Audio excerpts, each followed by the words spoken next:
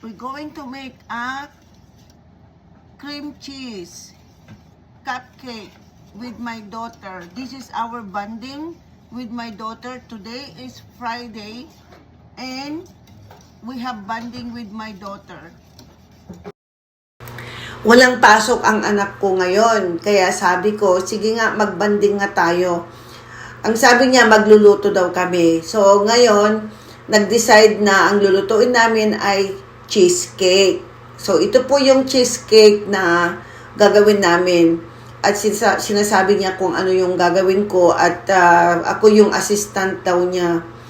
Ito, nagme-mix ako ng cream cheese. At sabi niya ay wag ko daw tigilan ang pagmi-mix kasi daw baka masunog. So ngayon po ay i-continuous lang ang mag-mix. Mahirap para lutuin itong cream cheese cake na gagawin namin kasi hindi daw hindi daw dapat tigilan ang pagmi-mix yung ginagawa ko. So, ayan po, hanggang lumapot daw siya. So, ayan, medyo malapot na siya. Prepared namin lahat kung ano yung aming mga ilalagay sa cream cheese. It said everything has to be sifted or else it won't actually work.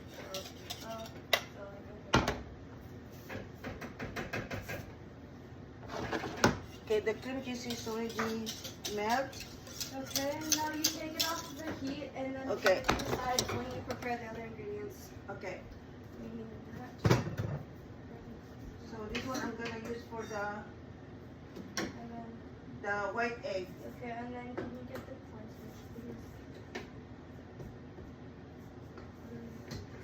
The white egg.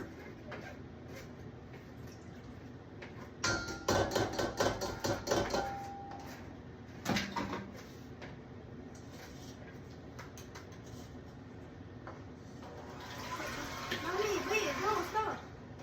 Yeah, it's in order. You have to do that last. No, it's okay. It's okay. Okay. Because this is longer to... How much eggs did you put? What do you mean? How much eggs did you put? You need 10. This is 12 pieces. You put.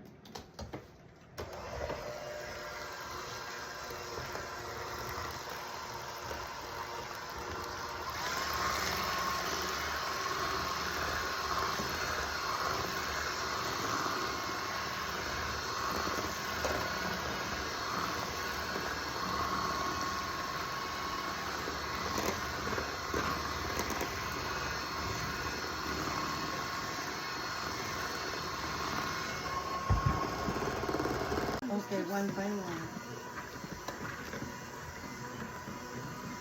Shoot the egg. There you go. Bonding, not content. Oh my god. So yeah. Oh, wow.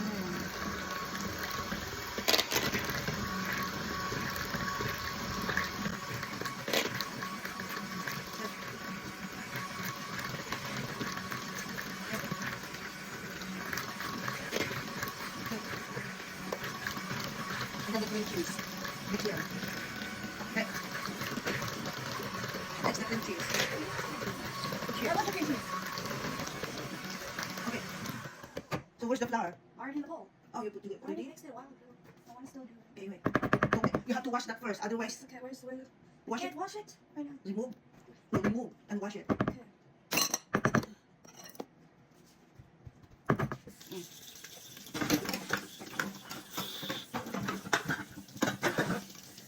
Make sure it's wash it properly because Can you pause it? this. Now? Can you pause it?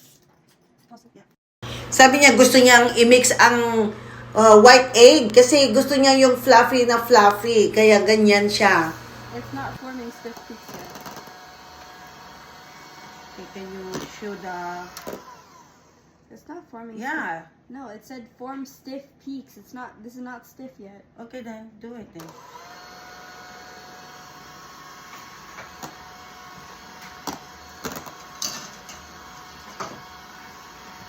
I told you to add the sugar later. Kaya yan ang ginawa niya, siya yung mag-mix. Kaya pinabayaan ko lang siya kasi gusto niya yung fluffy na fluffy yung texture, yung itsura ng white eggs. Kaya ganyan ang maganda na ginawa niya. Oh. It's not like being stiff yet though. Why is it not like being like Maybe it's not enough. It's not enough for mixing. It's okay. See, it's going like this. Yeah, it has to be more. Okay. I'm not, More.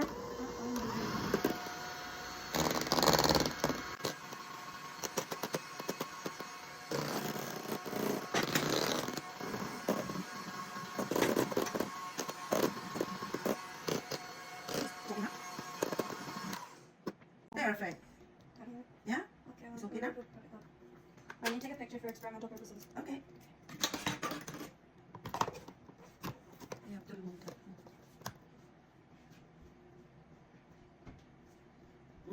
Then now mix it. We have to slow down. Slow.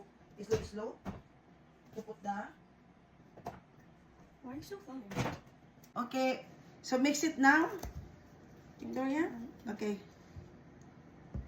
No, don't over mixing. No, not like this. Like this. Yes, okay. Don't over mixing. Oh. Just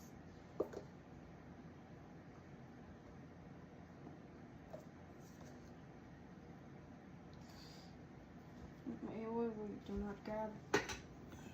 Where?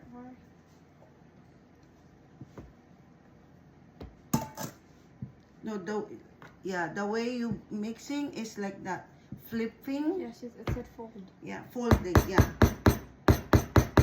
I think it's better this one than this one. Just do not take. Natutuwa ako kapag nagbabanding kami ng anak ko. Kasi mahilig kami magluto parehas.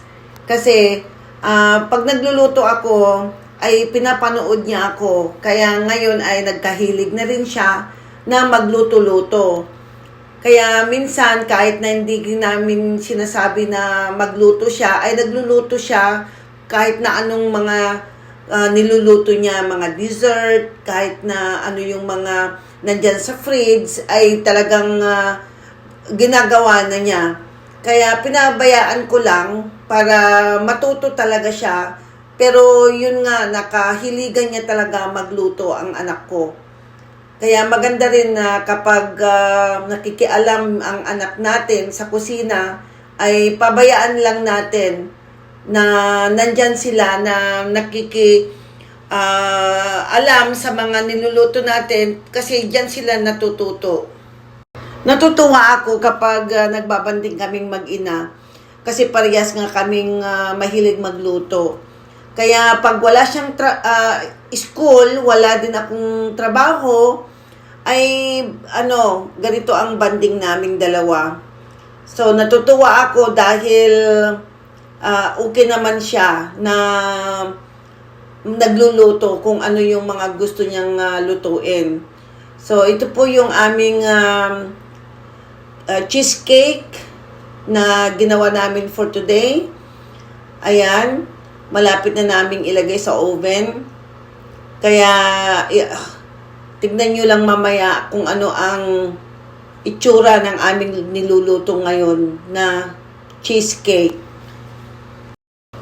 So, ito naman yung aking ilalagay doon sa cupcake.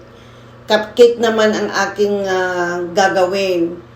Ayan. Kasi mas gusto ko yung cupcake para pagpasok sa trabaho ay meron akong babaunin. So, naglagay ako dyan ng cupcake size. Ayan po ang aming cheesecake, cupcake, at saka yung cake na nakalagay dyan sa molder. Ayan na yung cheesecake natin. Malapit ng maluto. Kaya hintayin natin ng another 20 minutes. Ito nang aming niluto ng aking anak na cheesecake. At napakalambot at napakasarap.